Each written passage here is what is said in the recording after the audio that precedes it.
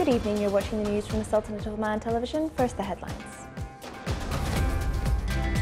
The Sultanate condemns the terrorist bombing attack in Ethiopia.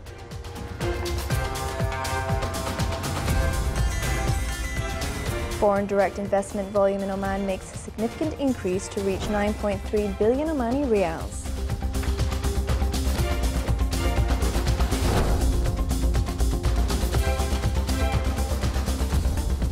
UN Secretary-General calls for the immediate end of hostilities in southwest Syria and the return of ceasefire arrangements. And US President Donald Trump extends the national emergency for another year against North Korea because of an extraordinary threat to the United States.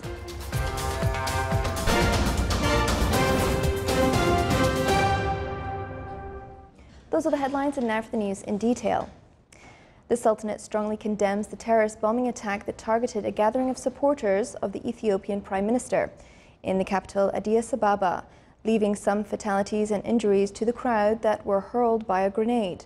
The statement issued by the Ministry of Foreign Affairs stressed that the Sultanate's solidarity with Ethiopia against violence and terrorism, expressing sincere condolences to the families and the victims, a quick recovery for the injured people.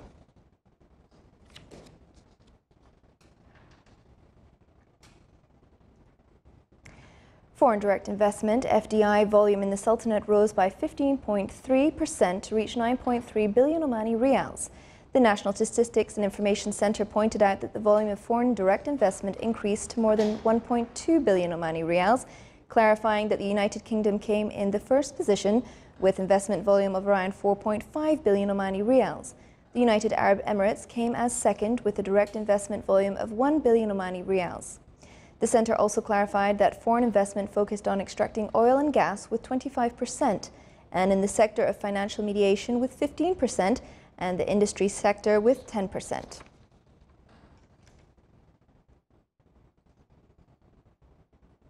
The Ministry of Transport and Communications, through the Omani International Group from Logistics, ASIAD, invited private escort companies to enter bids for construction and development of truck parking spaces in Sohar Free Zone, Kaza-In Economy City, and the wilayas of Adam, Hima and Thamreit, in addition to building trucks weighing stations along Batna Express Highway. The ministry clarified that the project of developing truck spaces will be established at the area of 100,000 square meters, including a number of services such as car parking lots, lodging areas for truck drivers, maintenance centres, in addition to fuel stations and other facilities.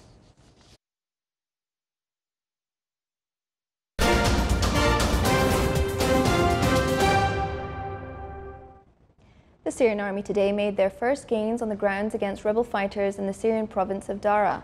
Against several days of intensified bombardment, a monitor said. Since Tuesday, Syrian troops have been ramping up shelling on opposition-held areas in the eastern countryside ahead of an apparent military offensive against rebels there. The shelling and clashes are currently focused on a wedge of rebel territory between the eastern countryside and the western part of the neighbouring province of Swida. After securing the capital Damascus, Syrian troops have turned to the country's south, where rebels still hold the majority of the provinces of Daraa and Swida. The UN Secretary-General Antonio Guterres called for an immediate end to a military escalation in southwest Syria and a return to ceasefire arrangements agreed by Russia, the United States and Jordan. The U.S. Ambassador Nikki Haley separately urged Russia to pressure its Syrian ally to uphold the truce.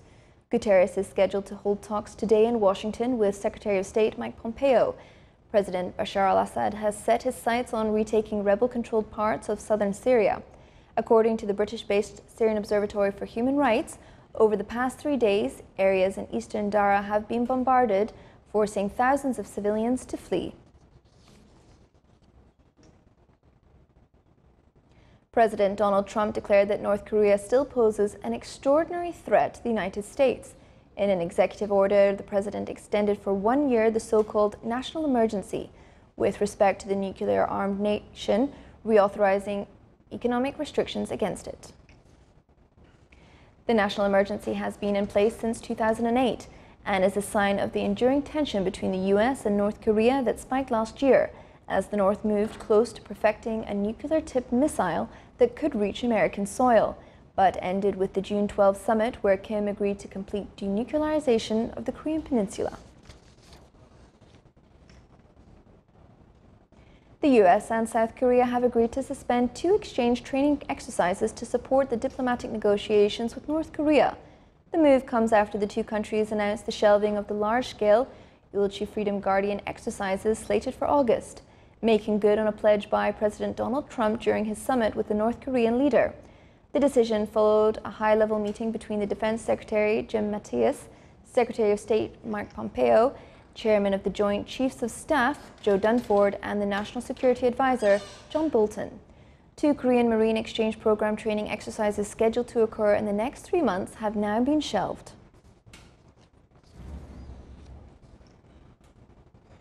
An explosion has disrupted a large rally by supporters of Ethiopia's new reformist Prime Minister, with the state broadcaster reporting that a few people have been injured.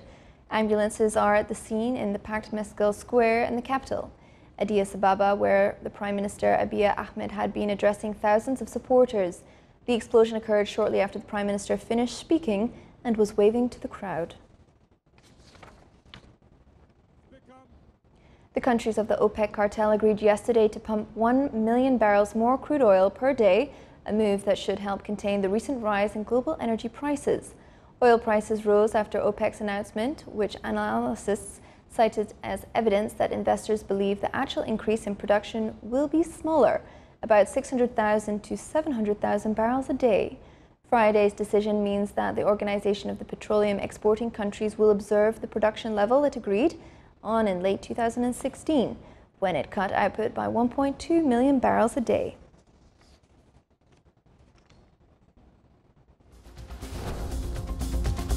Still to come in our news bulletin. Russia deployed a truck to spray roads with vanilla extract outside the World Cup fan zone and stadium to ward off swarms of gnats.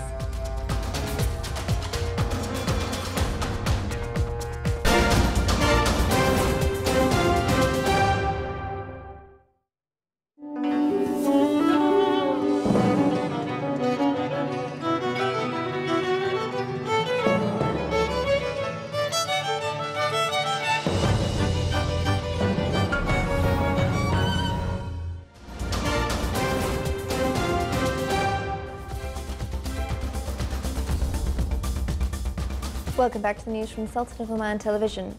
The Sultanate of Oman, represented by the Public Authority for Civil Aviation, received a letter of appreciation from the World of Meteorological Organization for the Sultanate's role in handling and minimizing the impact of the extremely severe storm Mikunu that hit Oman in May through well-studied emergency plans that comply with international standards. On this account, His Excellency Petteri Talas, the Secretary General, made a reference to the Omani experience in handling the situation through a comprehensive system, which involved all relevant institutions and working together in harmony to fulfill their various roles, broadcast the latest updates and warnings, and take the best course of action objectively and with transparency. His Excellency affirmed that this experience will be one of the best examples for many countries that are hit by tropical cyclones and the best example for policy and decision makers in this regard. Private deposits in Omani commercial banks reached 12.47 billion during the first quarter of the current year, witnessing a slight decrease by 0.77 when compared to the previous year. The Central Bank of Oman stated that the overall values of time deposits, saving deposits, and demand deposits recorded 3.86, 4.61, and 3.75 billion Omani rials respectively. The ratio of the capital and reserves to the total deposits reached 23.5%, while the ratio of the allocations and retained interest to the total credit was 3.4%. The number of companies that are actively registered in the social insurance system reached 16,723 companies. The Public Authority for Social Insurance stated that the number of insured employees in the private sector in Oman increased, and most active insured employees are primarily between 26 and 30 years old, constituting 22% of the overall active insured individual.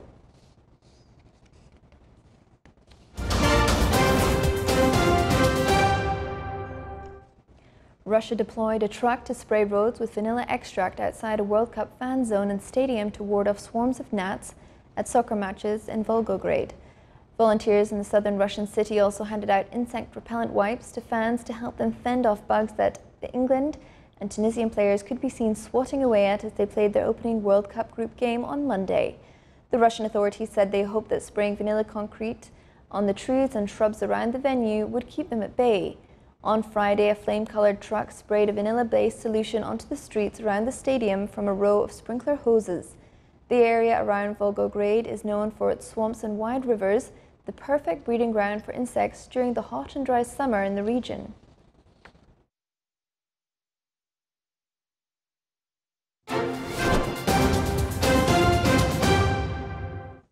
Now for the general weather forecast around the Sultanate. Clear skies will prevail over the Sultanate with chances of low cloud and fog late at night and early morning over the governorates of South Sharqiya, Dhofar and Worcester. Winds will be northwesterly light to moderate and seas will be slight with a maximum wave height of 1 metre.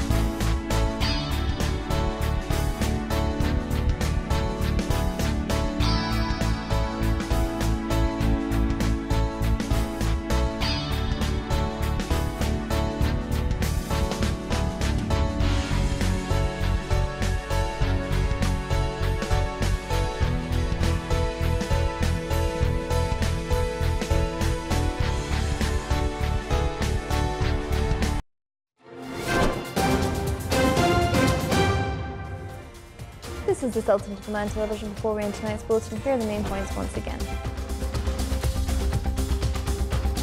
The Sultanate strongly condemns the terrorist bombing attack in Ethiopia.